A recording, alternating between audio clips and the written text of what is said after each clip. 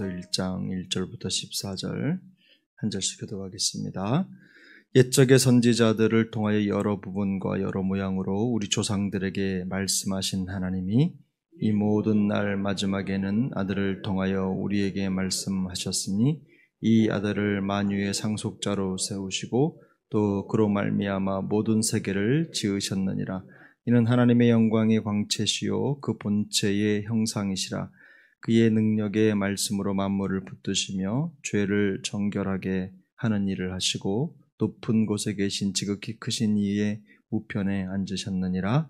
그가 천사보다 훨씬 뛰어남은 그들보다 더욱 아름다운 이름을 기업으로 얻으심이니 하나님께서 어느 때의 천사 중 누구에게 너는 내 아들이라 오늘 내가 너를 낳았다 하셨으며 또다시 나는 그에게 아버지가 되고 그는 내게 아들이 되리라 하셨느냐.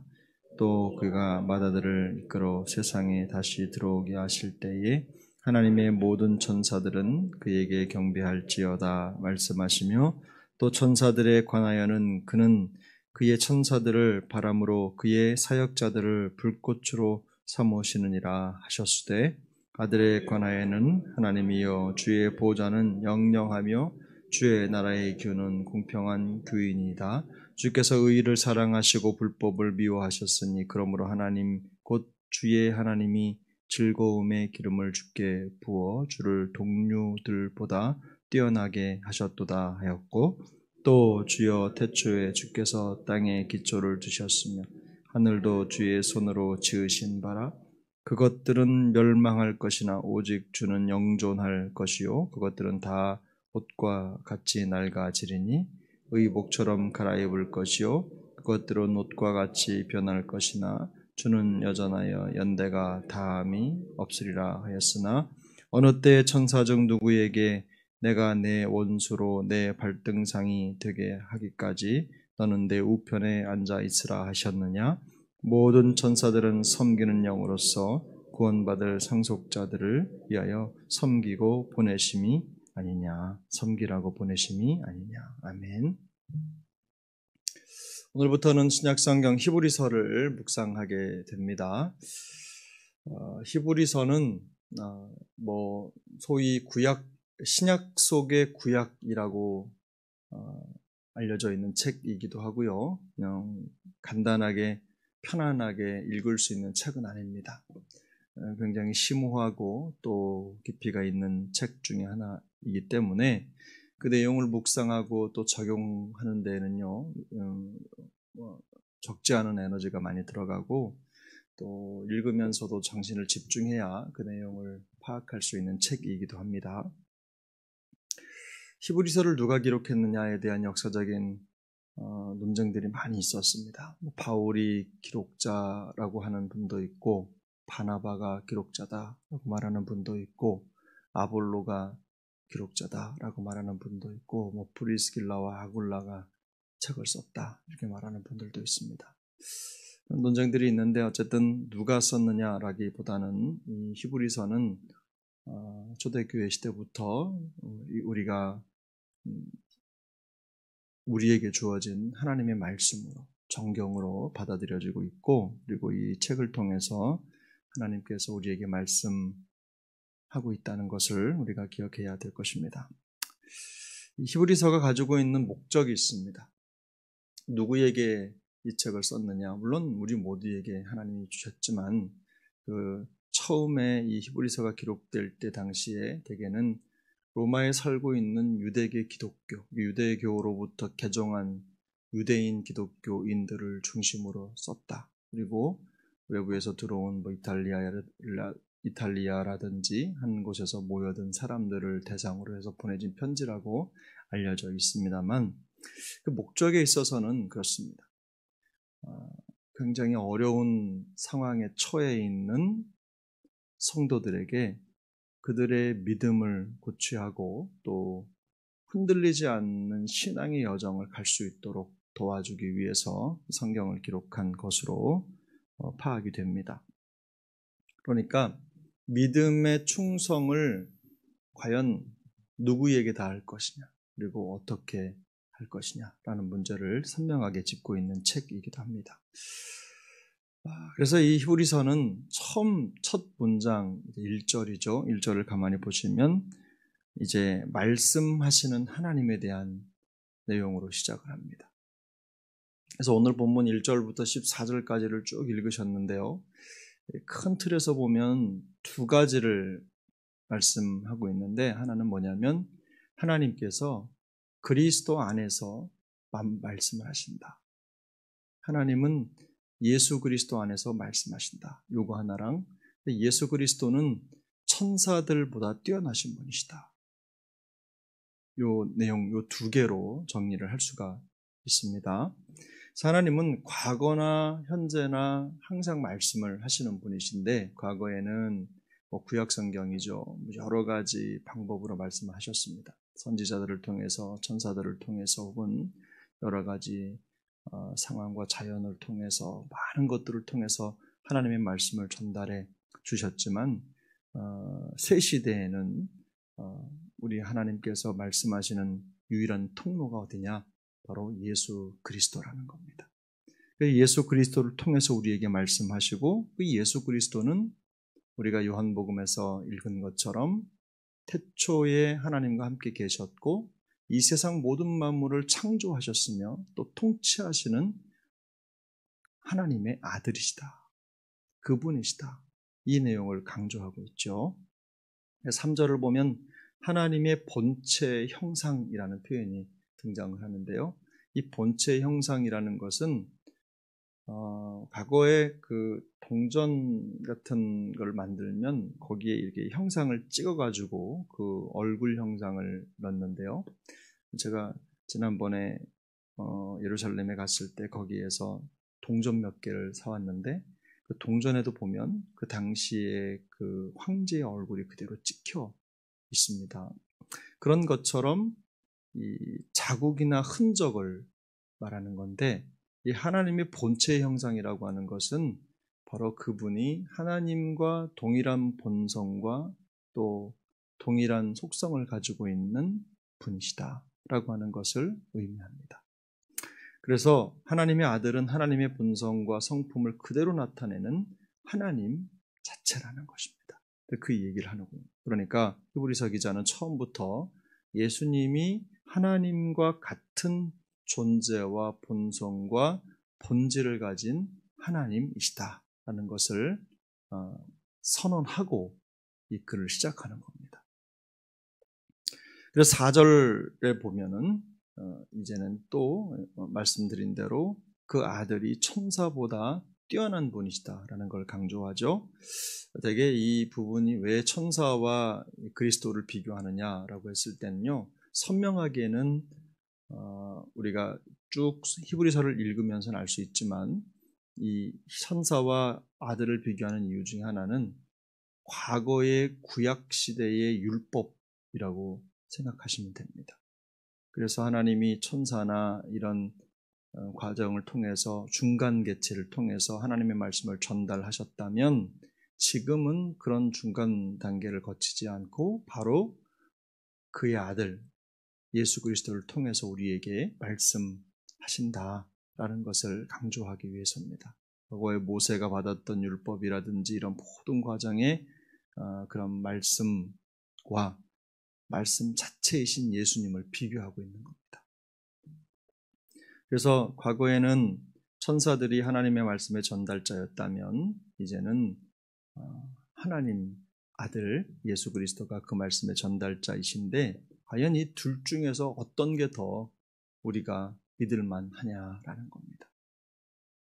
천사가 해준 말이냐, 아니면 말씀이신 그분이 말씀하신 것이냐 라는 것을 얘기하면서 이 히브리서가 말하는 대로 신앙생활을 시작한 사람들이 자꾸만 옛 신앙으로 돌아가려고 하고, 또 잘못된 율법으로 자꾸만 돌아가려고 하는 그 영역에 대해서 너희의 진짜 신앙의 대상이 누구냐 라는 것을 계속해서 얘기하고 있는 겁니다.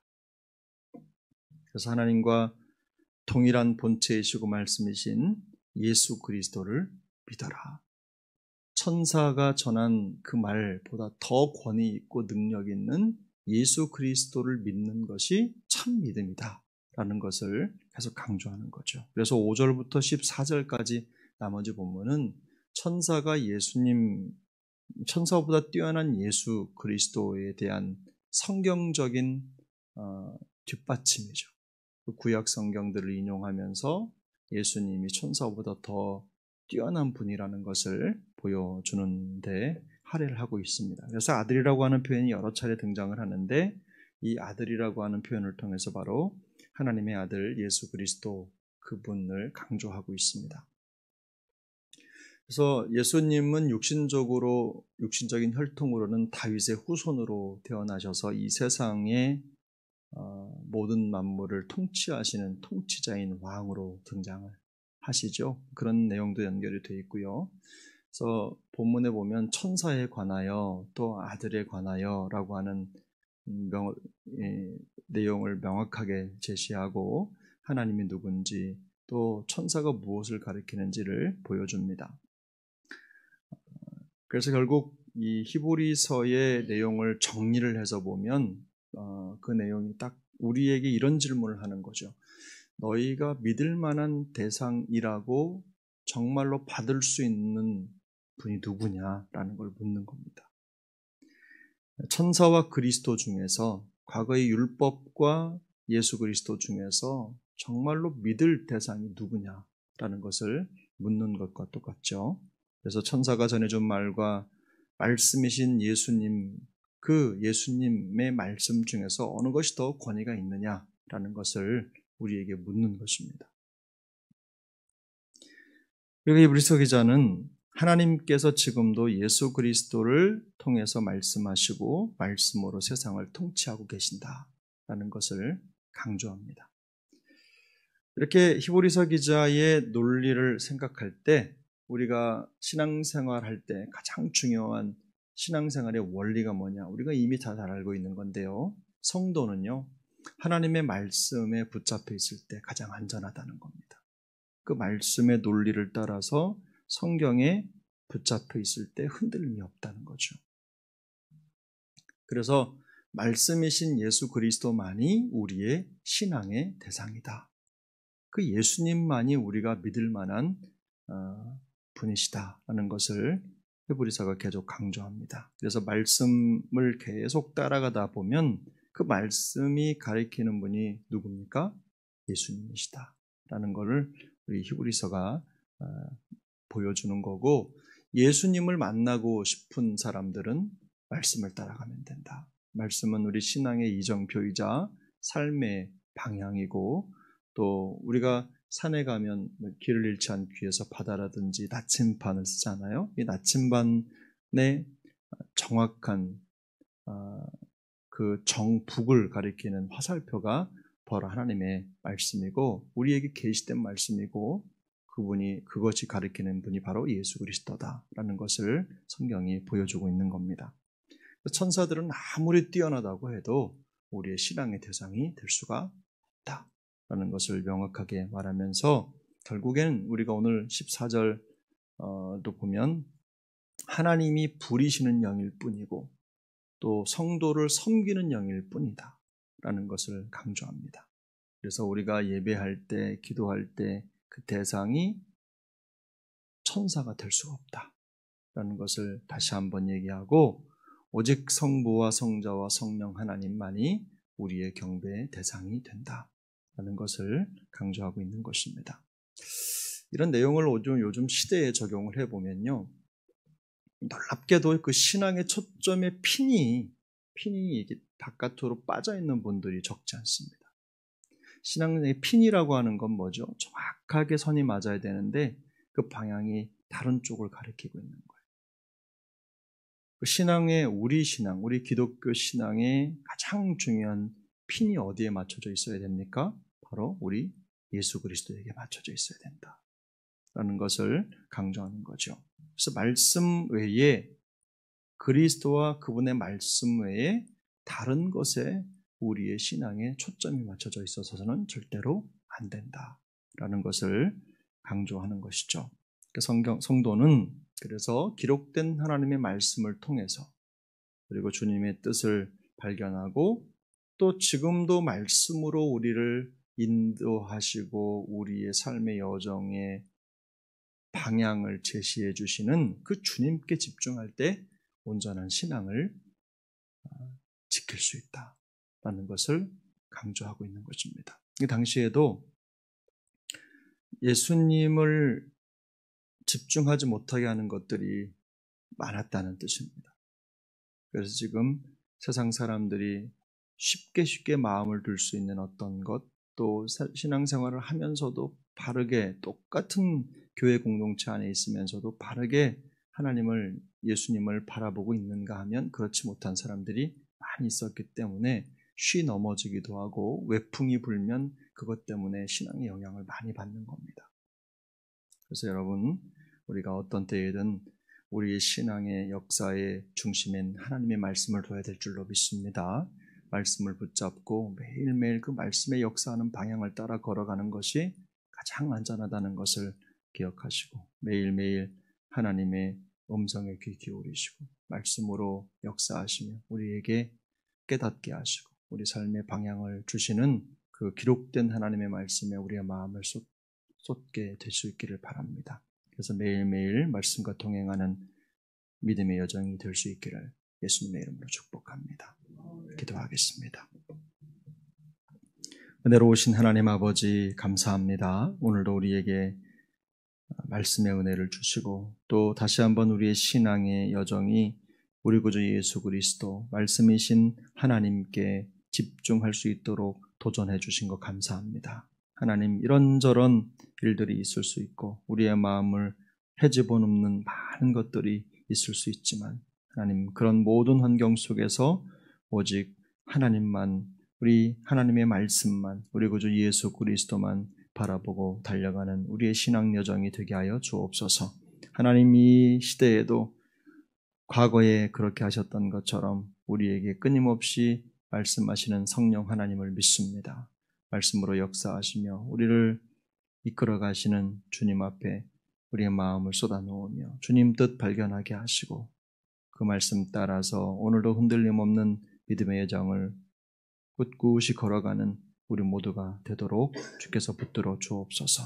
하나님, 신앙생활의 여정에 어떤 것에서 우리의 마음을 빼앗기지 않도록 도와주시고 우리의 신앙의 초점을 우리 주님과 주님의 말씀에 다른 것에 두는 일이 없도록 우리를 불쌍히 여겨주시고 오늘도 믿음으로 승리하는 우리 모두가 되게 하여 주옵소서. 도와주실 줄 믿고 존귀하신 예수님의 이름으로 간절히 기도 올려옵나이다. 아멘. 하늘에 계신 우리 아버지여, 이름이 거룩히 여김을 받으시오며 나라가 임하시오며 뜻이 하늘에서 이루어진 것 같이 땅에서도 이루어지이다. 오늘 우리에게 일용할 양식을 주시옵고 우리가 우리에게 죄 지은 자를 사하여 준 것 같이 우리 죄를 사하여 주시옵고 우리를 시험에 들게 하지 마시옵고 다만 악에서 구하시옵소서. 나라와 권세와 영광이 아버지께 영원히 있사옵나이다. 아멘.